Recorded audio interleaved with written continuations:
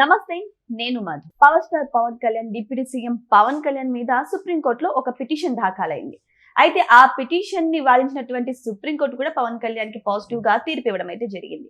అసలు ఏంటి ఆ పిటిషన్, ఎవరు వేశారు, అయితే ఈ కొండలరావు ఎవరు, ఈ రోజు మనం తెలుసుకుందాం. ప్రస్తుతం మనతో పాటు ఉన్నారు senior journalist doctor Durga Vadlamani గారు. వారిని అడిగి మరిన్ని విషయాలను తెలుసుకుందాం. నమస్కారం. నమస్తే అండి. మేడం, పవన్ కళ్యాణ్ గారి మీద సుప్రీంకోర్టులో ఒక పిటిషన్ దాఖలైందంట. అది పాజిటివ్ గానే వచ్చింది అనుకోండి, కానీ అసలు ఈ కొండలరావు ఎవరు మేడం? ఆయన కేసు పెట్టారంట. అసలు ఏం కేసు, ఏం జరిగింది? అంటే కాదండి, అసలు ఇలాంటి కేసులు ఎందుకు వేస్తారు? ఇప్పుడు అసలే సుప్రీంకోర్టులో హైకోర్టుల్లో కేసులు పెండింగ్లో ఉంటున్నాయి. ముఖ్యమైన కేసులకే దిక్కు లేకుండా ఉంది. జడ్జీల నియామకాలు ఇంకా జరగాలని అంటున్నారు. ఈ టైంలో ఏమి కొండలరావు అని ఒక రిటైర్డ్ రైల్వే ఉద్యోగి, విజయవాడకి చెందిన ఆయన వేశాడు. ఎందుకు మీరు ముఖ్యమంత్రి ఫోటోతో పాటు పవన్ కళ్యాణ్కి ఎటువంటి రాజ్యాంగ హోదా లేదు కదా, ఇంచుమించు ఆయన ఫోటో అన్ని ప్రభుత్వ ఆఫీసుల్లో పెట్టారు, 12,000 సచివాలయ కార్యాలయాల్లో పెట్టారు. ఎందుకు పెట్టారు? డబ్బులు దండక్ కదా అని ఈయన కోర్టుకు వెళ్ళాడు. ఫస్ట్ హైకోర్టుకి వెళ్ళాడు ఈయన. హైకోర్టుకి వెళ్తే హైకోర్టు కొట్టేసింది. ఇప్పుడు సుప్రీంకోర్టుకి వెళ్ళారు. సుప్రీంకోర్టు ఏమంది?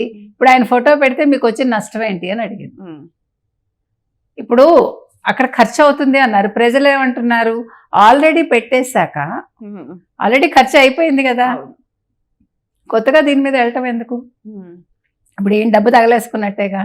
కానీ ఇక్కడ ఒక సందేహం ఏంటంటే, ఇది నా వ్యక్తిగతంగా చేశారా, వెనకాల ఎవరైనా ఉన్నారు? ఇప్పుడు అనవసరంగా ఒకవేళ వైసీపీ ఈయన వెనకాల లేకపోతే వైసీపీకి చెడ్డ పేరు, ఒకవేళ వైసీపీ ఉన్నా వైసీపీకే చెడ్డ పేరు. ఇప్పుడు ఎవరికి నష్టం? జనసేనకి ఏ నష్టం లేదు. ఇంకా పవన్ కళ్యాణ్ ఇంకొంచెం వార్తల్లో నిలిచాడు. ఇవాళ సుప్రీంకోర్టు వరకు వెళ్ళారు కాబట్టి ఇది నేషనల్ లెవెల్ వార్త అవుతుంది.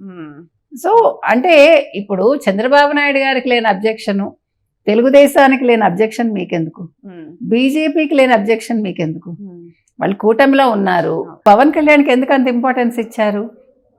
ఒక సమస్య వచ్చినప్పుడు చంద్రబాబు నాయుడు గారిని అరెస్ట్ చేసినప్పుడు పవన్ కళ్యాణ్ అనే వ్యక్తి ధైర్యంగా వెళ్ళి కలిశాడు, ఒక నిర్ణయం తీసుకున్నారు, కూటమిగా రావాలి. ఇక్కడ జనసేనకి చాలా బెనిఫిట్ అయింది, అందులో డౌట్ లేదు. అదేవిధంగా టీడీపీకి కూడా బెనిఫిట్ అయింది. అంటే ప్రజలు అంగీకరించారు చంద్రబాబు నాయుడు నాయకత్వాన్ని.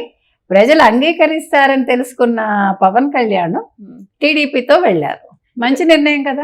జనసేన కార్యకర్తలు, పవన్ కళ్యాణ్ ఫ్యాన్స్ ఏమంటున్నారంటే మేడం, వైసీపీ హయాంలో బలవంతంగా సచివాలయాలకి, అంతేకాకుండా ఒక పుస్తకాలకి, పాస్ పుస్తకాలు అన్నిట్లో కూడా జగన్మోహన్ రెడ్డి పేరు, గుర్తులు అన్ని వేశారు, బలవంతంగా వేశారు. కానీ వీళ్ళు కార్యాలయాల్లో ఇష్టంగా ప్రేమతో పెట్టుకున్నారు.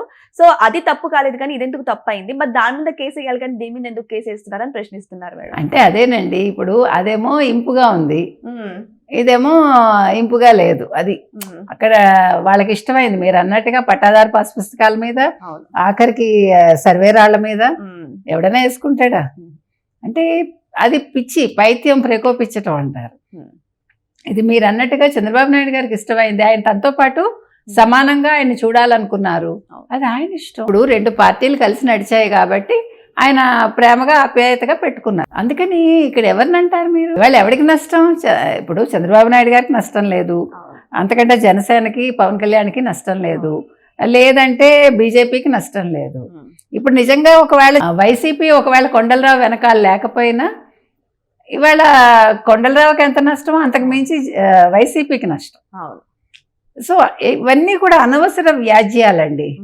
ఒకప్పుడు పని పాట ఉండేది కాదు. మీరు కనుక చూసారంటే ఎక్కువ జరిగేవన్నమాట. ఈ ఆడపిల్లలకు సంబంధించి వ్యాజ్యాలు ఎక్కువ వేసేవాళ్ళు. అంటే ఎక్కువ అప్పుడు బాల్య వివాహాలు ఉండేవి. సో ఈ ఆస్తుల కోసం ఎప్పుడు చూసినా కోర్టుల చుట్టూ తిరిగేవాళ్ళు. అలాగా ఇప్పుడు ఇది పనికి అప్పుడంటే ఆ ఇష్యూ వేరు. ఇప్పుడు అలా కాదు, నిల్చుంటే కేసు, కూర్చుంటే కేసు. కోర్టులు కూడా ఏం చేస్తాయి, ఇంతమంది లాయర్లు ఉంటున్నారు, ఇవాళ ప్రతివాడు లాయరే. ఇంకొక ఇదేంటంటే ఆ లాయర్స్లో కూడా మళ్ళీ పార్టీల వైజ్ లాయర్లు కదా. అందుకని ఇవన్నీ అనవసరం అండి. మనం ఎందుకు కోర్టుకు వెళ్ళాలి, ఎందుకు మన సొమ్ము తగలేసుకోవాలి? వాళ్ళు పెడితే పెట్టారు. మీరు ఇందాక అన్నారు, అసలు ఎన్ని ఆఫీసులకి వేసి కలర్స్ మార్చమని కోర్టు చెప్పి అది ఎంత నష్టం, అప్పుడు ఎంత డబ్బులు వేస్ట్ అయ్యాయి. అంటే నేను అనేది ఒకటండి, ఏ పార్టీ వచ్చినా ఆ పార్టీ రంగులు మీరు ప్రభుత్వ పథకాలకి వాడొద్దని చెప్తున్నాము. అది ప్రజల సొమ్ము. అది ట్యాక్స్ పేయర్స్ ఎవరైతే ఉన్నారో వాళ్ళు ఇచ్చే సొమ్ము. అది మన దగ్గర నుంచి సొమ్ము తీసుకుని వాళ్ళు సోకులు చేసుకోవటం ఏంటి? ఇది చాలా తప్పు. అంటే మీరు ఇంకొకటండి, కొంచెం లో ప్రొఫైల్లోనే పార్టీలు ఉంటే అది బాగుంటుంది, ప్రజలకు కూడా ప్రశాంతంగా ఉంటుంది. ఈ రంగులతోటే ఇప్పుడు ఏమైపోయిందంటే రంగులు అనేవి పార్టీలను శాసిస్తున్నాయి, జీవితాలను శాసిస్తున్నాయి. ముఖ్యంగా ఈ పార్టీలను నమ్ముకున్న కార్యకర్తలు ఈ రంగులకి బలైపోతున్నారు. నా ఉద్దేశం అయితే అది. కానీ ఒక ప్రైవేట్ ఉద్యోగి ఇంత ధైర్యం చేసి పవన్ కళ్యాణ్ గారి మీద కంప్లైంట్ ఇచ్చారంటే వ్యక్తిగత ద్వేషమైనా ఉండాలి, లేదంటే వెనకాల పెద్ద హస్తమైనా ఉండాలి.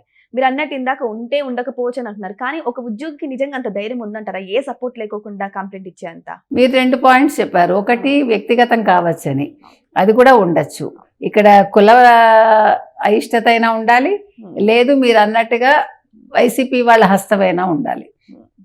అది ఏంటి అనేది తెలుసుకుంటే బాగుంటుంది. అంటే ఒకవేళ జనసేనకి ఇంట్రెస్ట్ ఉంటే వాళ్ళు తెలుసుకుని దాన్ని బయట పెడితే ఇలాంటి ఫ్యూచర్లో జరగకుండా చూడొచ్చు. సో ఏదేమైనా సరే ఇప్పుడు అనవసరమైన కేసు మాత్రం సుప్రీంకోర్టు వరకు వెళ్ళడం జరిగింది. మరి సుప్రీంకోర్టు అయితే ఈ యొక్క కేసుని కూడా తీసుకొని సునాయాసంగా పరిశీలించి దాని గురించి కూడా అంటే పెట్టుకుంటే తప్పేంటి అన్న రీతిలో అయితే స్పష్టంగా తీర్పునివ్వడం అయితే జరిగింది. మరి కానీ ఇక్కడ తెలుసుకోవాల్సిన విషయం ఏంటంటే ఒక ప్రైవేట్ ఉద్యోగి అంటే కొండలరావు అనే ఉద్యోగి మరి కంప్లైంట్ ని సుప్రీంకోర్టు వరకు ఎందుకు తీసుకెళ్లారు? ఇంత చిన్న విషయాన్ని ఎందుకు అంటే సమాజంలో చాలా పెద్ద విషయాలు ఉన్నాయి, కానీ ఇంత చిన్న విషయాన్ని కూడా సుప్రీంకోర్టు వరకు తీసుకెళ్లి మరి కోర్టు సమయాన్ని వృధా చేశారా, లేకపోతే వ్యక్తిగతంగా ఏమన్నా కక్ష సాధింపుల కోసం ఇలాంటివి చేశారనేది ఇంకా తేలాల్సింది. మరి వెయిట్ చేసి చూద్దాం ఏం జరగబోతుందని. Thank you so much. Thank you.